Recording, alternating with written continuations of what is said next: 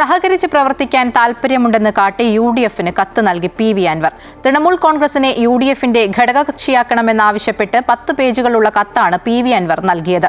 KPCC രാഷ്ട്രീയകാര്യ സമിതി ഇക്കാര്യം ചർച്ച ചെയ്തേക്കും. LDF-മായി ഇഴഞ്ഞ് MLA സ്ഥാനം രാജിവെച്ച ശേഷം തൃണമൂൽ കോൺഗ്രസിൽ ചേർന്ന് സംസ്ഥാന കോർഡിനേറ്റർ പദവി ഏറ്റെടുത്ത ശേഷമാണ് തൃണമൂൽ കോൺഗ്രസിനെ UDF-ന്റെ ഘടകകക്ഷിയാക്കണമെന്നാവശ്യപ്പെട്ട് PV അൻവർ കത്തു നൽകിയിരിക്കുന്നത്. UDF-ലെ പ്രമുഖ നേതാക്കൾക്കെല്ലാവർക്കും തന്നെ കത്തിന്റെ കോപ്പി നൽകിയിട്ടുണ്ടെന്നാണ് വിവരം.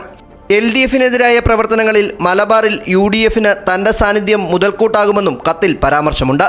MLA സ്ഥാനം രാജിവെച്ചതിലൂടെ നിലമ്പൂരിൽ ഉണ്ടാകാൻ പോകുന്ന ഉപതെരഞ്ഞെടുപ്പിലും തൃണമൂൽ കോൺഗ്രസ് സഹായകരമാകും. എന്നാൽ PV അൻവറിന്റെ UDF പ്രവേശനത്തിൽ നേതാക്കൾക്കിടയിൽ രണ്ടഭിപ്രായമാണ്. കത്ത് ഉടൻ പരിഗണിക്കേണ്ടെന്നാണ് ഒരു വിഭാഗത്തിന്റെ വാദം.